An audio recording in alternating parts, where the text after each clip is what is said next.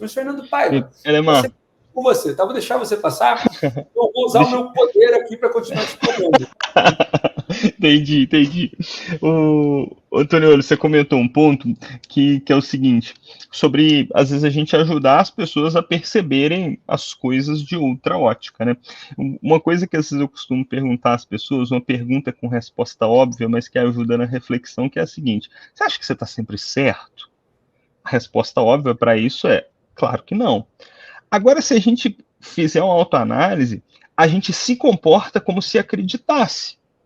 Por quê? Sempre quando a gente ouve uma crítica ou é confrontado com alguma coisa, nossa principal reação é defesa e não investigar por que o outro está trazendo aquele ponto de vista e o que eventualmente você tem a aprender com aquilo.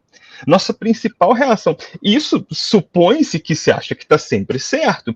E se a gente não for, de fato, ter uma escolha deliberada em ouvir, a gente, de fato, a gente obviamente consegue progredir? Consegue, mas de maneira muito mais devagar, porque você vai conseguir ser influenciado por coisas que são próximas à realidade que você enxerga. Aquilo que é frontalmente diferente e que talvez vai te permitir dar um salto, porque era um ponto muito diferente, você vai estar sempre na defensiva. Você vai estar sempre dificultando as coisas, de perceber coisas diferentes, né?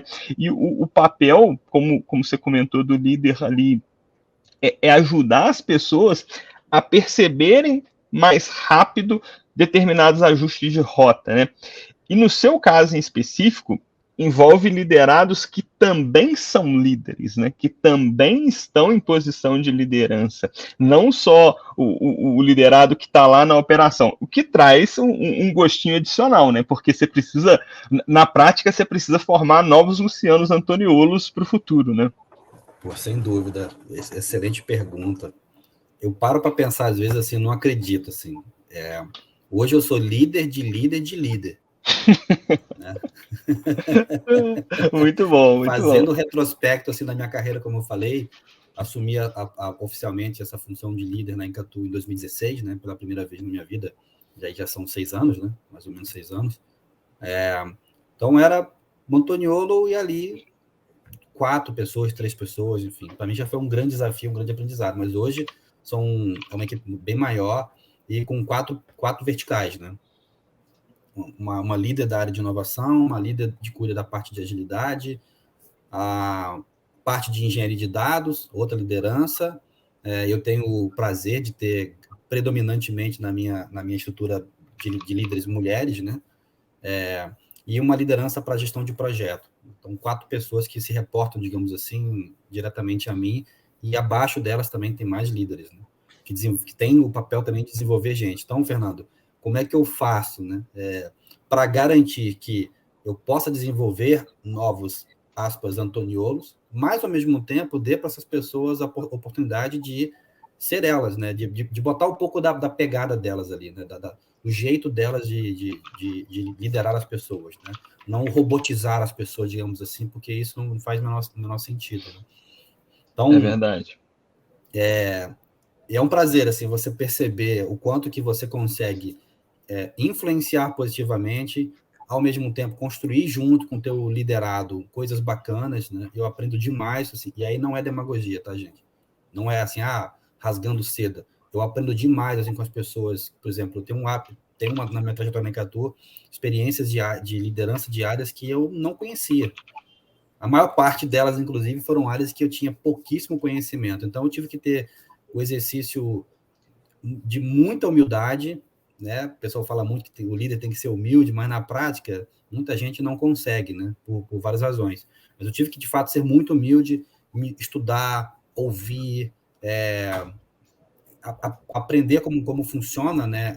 O dia a dia de uma área que eu não domino, confiar nas pessoas, acreditar que elas estão ali dando o melhor delas, enfim, construir juntos ou reconstruir juntos, né? Uma trajetória nova numa equipe, numa área.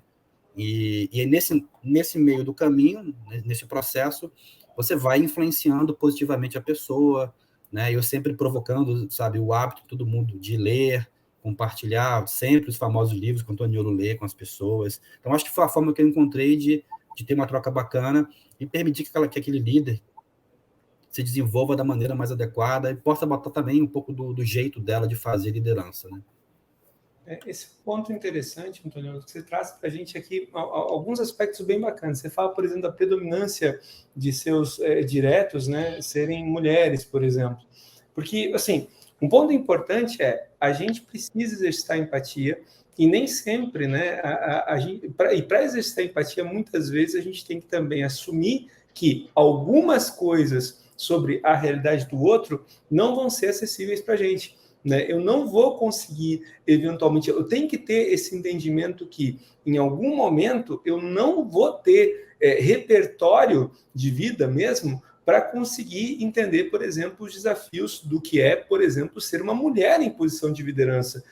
Uma mulher e com filhos, com uma agenda, com uma forma, com uma dinâmica de atuar que não é a tua. Então, você precisa também ter essa sensibilidade, né, aflorada para conseguir entender, cara, aqui não basta apenas eu tentar exercitar a empatia, porque eu não vou conseguir ela.